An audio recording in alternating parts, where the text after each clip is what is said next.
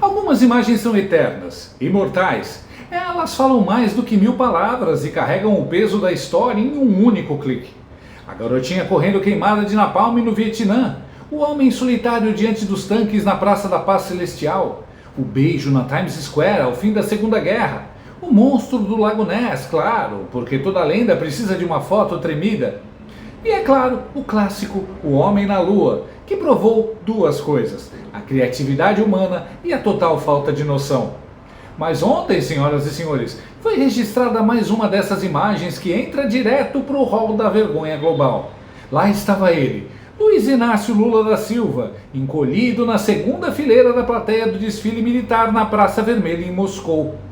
Não ao lado de líderes democráticos, não entre estadistas respeitáveis, mas cercado de um zoológico diplomático com os ditadores mais surtados e carniceiros do planeta. Um verdadeiro eixo do que sobrou. Era tanta liberdade reunida num só lugar que o ar deve ter ficado rarefeito. E a foto? A foto rodou o mundo. Pegou tão mal, mas tão mal, que até na Globo News o pessoal está com o pano preso na centrífuga. Até a Eliane Canhottede está com dor na lombar de tanto contorcer a coluna editorial.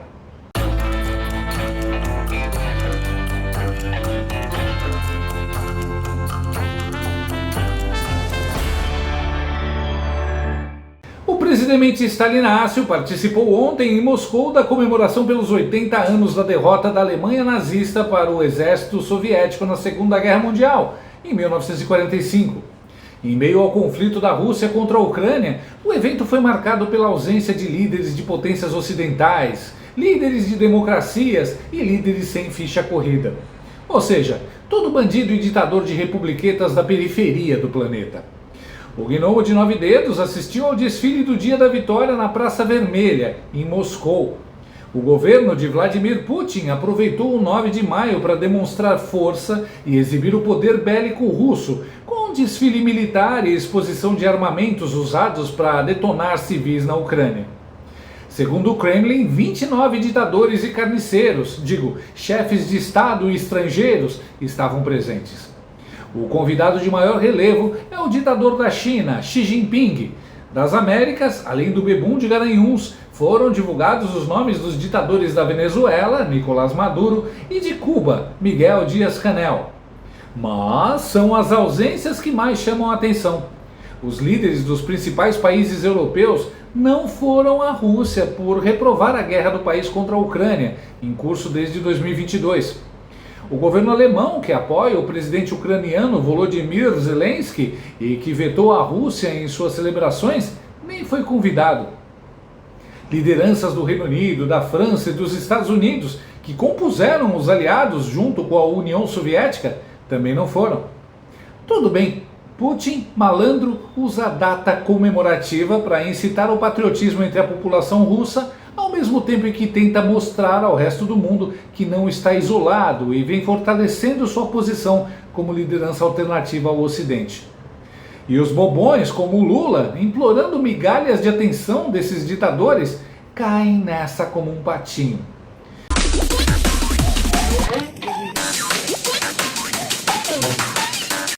Só para você ter uma ideia de como a ignorância de Stalinácio faz passar vergonha mundial. Olha só. Em uma entrevista à revista The New Yorker, a mesma que fez aquele ensaio Giovanni com Alexandre Uglandi, Lula disse que ligou para o Putin e falou: Putin, acho que já está na hora de você voltar para a política. Acabe com isso. O mundo precisa de política, não de guerra. Você faz falta. Claro, ele disse isso para parecer importante no jogo político mundial. Nossa, o cara dá conselhos para o Putin. Mas aí, pouco depois da publicação da matéria, o 9 Dedos vai ao jantar no Kremlin usando a fita de São Jorge presa à lapela de seu paletó. E o que é a fita de São Jorge? Não é uma fita dada a quem se casa com um dragão, tipo Lula ou Macron. A fita de São Jorge, utilizada há mais de 8 décadas, simbolizava apoio às tropas soviéticas durante a Segunda Guerra Mundial. Mas hoje em dia, o governo de Putin adota a fita como símbolo de apoio à sua intervenção militar na Ucrânia, iniciada em 2022. Ou seja, Primeiro, Lula posa de pacifista e horas depois passeia todo pirilampo com uma fita que diz: massacrem os ucranianos. É o preço da ignorância. Mas esse não foi o único mico que o gambá do Guarujá pagou na Rússia. Durante o desfile militar, uma coisa chamou a atenção. O descondenado não estava na fileira principal, perto dos seus donos, Putin e Xi Jinping.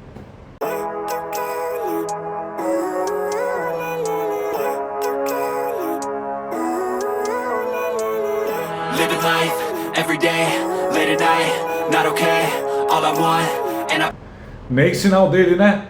Então onde ele estava? No segundo escalão, na mesa das crianças, junto aos ditadores dos países de terceiro mundo.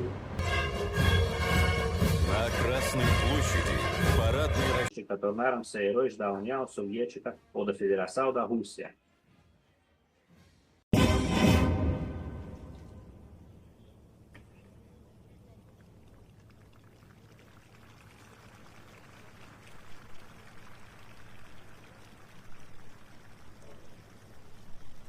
E o pior, foi tirada uma foto que vai marcá-lo para o resto da sua vida, já cheia de recordes negativos.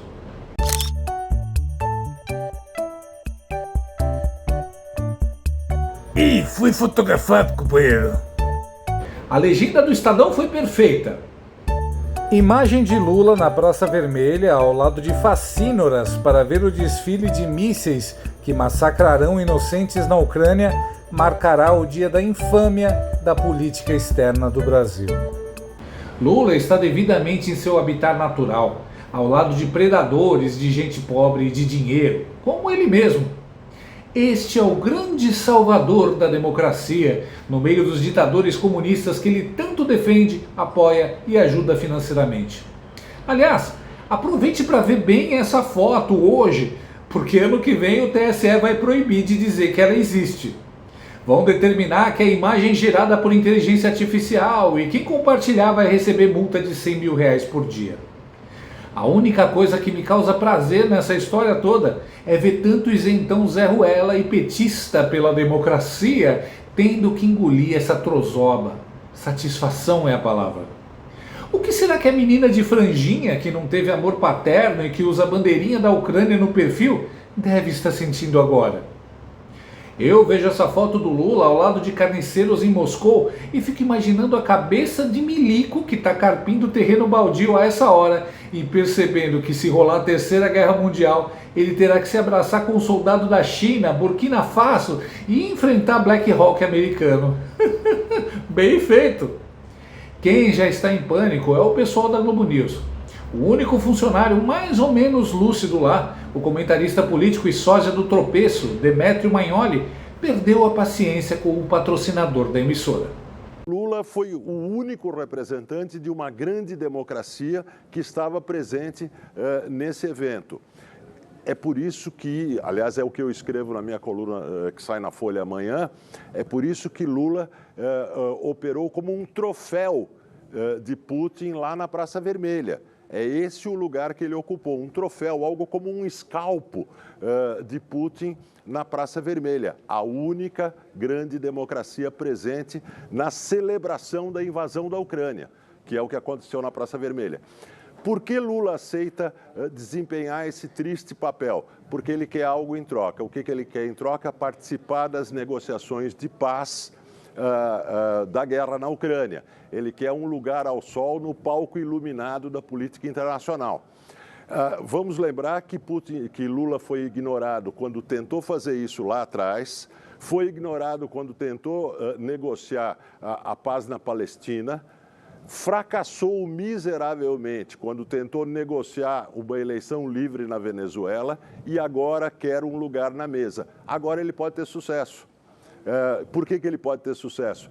Porque Donald Trump tem uma proposta de paz que equivale a uma capitulação da Ucrânia. E, basicamente, Lula, pelo que disse nos últimos anos, concorda com a proposta de Donald Trump. Então, a chance de Lula de participar como negociador é pegar carona no comboio de Donald Trump. Em primeiro lugar, Brasil, grande democracia? Meus ovos, né? Essa pocilga não é sequer uma pequena democracia. Um grupelho de togados manda no país sem terem recebido um único voto popular. Por que o Demétrio finge que o Brasil é uma grande democracia? Por que estranha o papel do Nove Dedos nessa história? As pessoas falam: ai, olha lá o Lula no meio dos ditadores comunistas. não, ele não está na companhia de ditadores comunistas. Ele é um deles.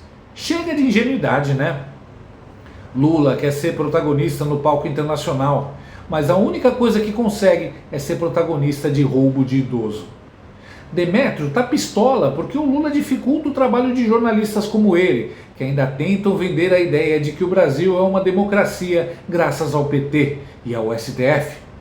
O Nove Dedos está levando a carreira de todos esses caras para a lata do lixo.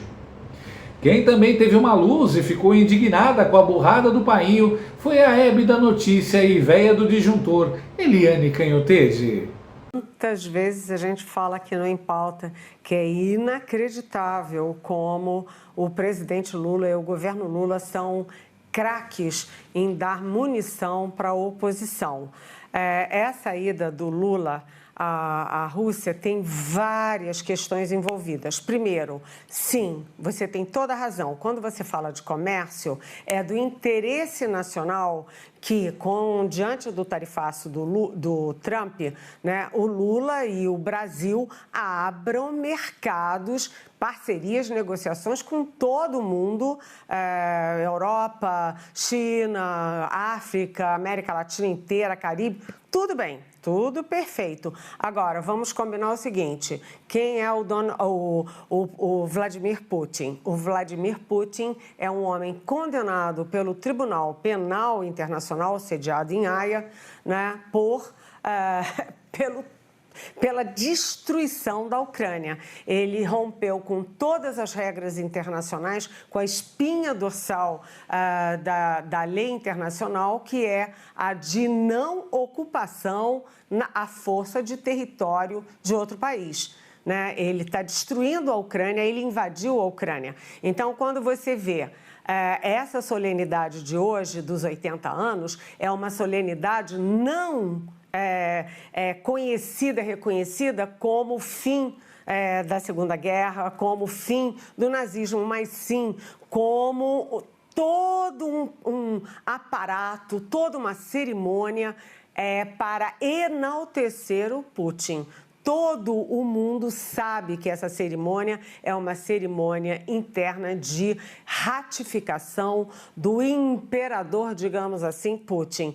E com quem que o Lula estava lá? Né? Você citou, da América Latina inteira estavam lá Cuba e Venezuela. Não são boas companhias, né? Você tem Estados Unidos não, Austrália não, Canadá não, Coreia do Sul não.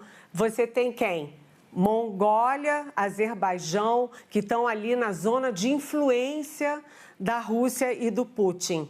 Né? Ninguém da Europa, a não ser, por exemplo, a Eslováquia, que é um regime autoritário conservador. Portanto, o Lula tem que distinguir. O interesse comercial é um, o interesse político-diplomático é outro. E vamos combinar também que ele não está na melhor fase, no melhor momento para arriscar, assim, ainda mais a sua popularidade. Foi um péssimo passo. Tá difícil passar pano pro patrão, hein? O engraçado é que a preocupação da Canhottede não é a vergonha diplomática, menos ainda o Lula ser um zero à esquerda lambe-ovo de facínoras. A preocupação dela é em dar munição para a oposição. É impressionante o desvio de caráter. Lula bota fogo em um orfanato. 40 crianças morrem carbonizadas. Aí vem a Cantanhede. Lula deu munição para a oposição criar memes. Está perdendo protagonismo nas redes. Aliás, que popularidade é essa que vocês acreditam que o chefe da organização criminosa governista ainda tem, Cantanhede? Eliane, ele não está ligando para a opinião pública. O Brasil é uma ditadura e vocês ajudaram a implantar essa porcaria no país, sua jornalista chapa branca. E repara como esse pessoal é obcecado com a direita. A mulher chama a Rússia de regime conservador opressor. e Churchill era comunista. Ai, o Lula tá andando com ditador e terrorista. E vocês acharam que seria como quando fizeram campanha para ele? Essa gente é podre. É como se fosse um deslize do Lula e não o que ele é de fato. E assim termina mais uma gloriosa missão diplomática do presidente Lula, com um saldo tão positivo quanto o Cruzeiro de 2023. O homem atravessa o planeta, faz escala no autoritarismo e chega à Rússia para ser esnobado pelo próprio anfitrião. Putin sequer ofereceu uma vodka de boas-vindas. Nada. E o grande finale? Nosso estadista foi agraciado com um assento especial na mesa das crianças. Segunda fileira, ao lado de um seleto clube de ditadores de terceira categoria, tipo a ala B da série Ditadores em Apuros. É isso. Enquanto estadistas de verdade trocam apertos de mão firmes em cúpulas respeitáveis, Lula fica de figurante num teatro soviético de Guerra Fria reciclada. E o pior, a foto eternizou o vexame. Uma imagem que vai entrar para a história, mas não no mesmo álbum da garotinha do Vietnã, nem do homem dos tanques da China. Não, essa vai para outra galeria, a das fotos constrangedoras, ao lado do homem na Lula. E daquela selfie do Digimocó com o Fidel.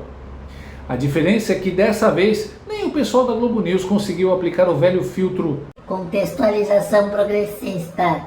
porque pano demais encharca, e quando seca, o cheiro é de vergonha.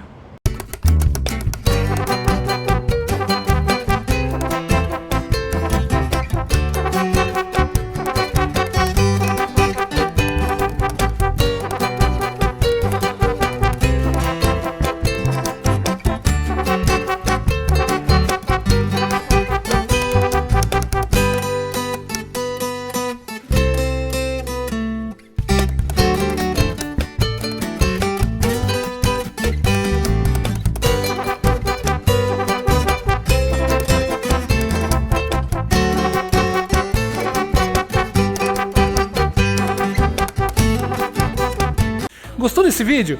Então inscreva-se no canal, comente, curta e compartilhe com seus amigos. Não gostou? Compartilhe com seus inimigos. Até o próximo vídeo, se o mundo não acabar antes. Por hoje é só.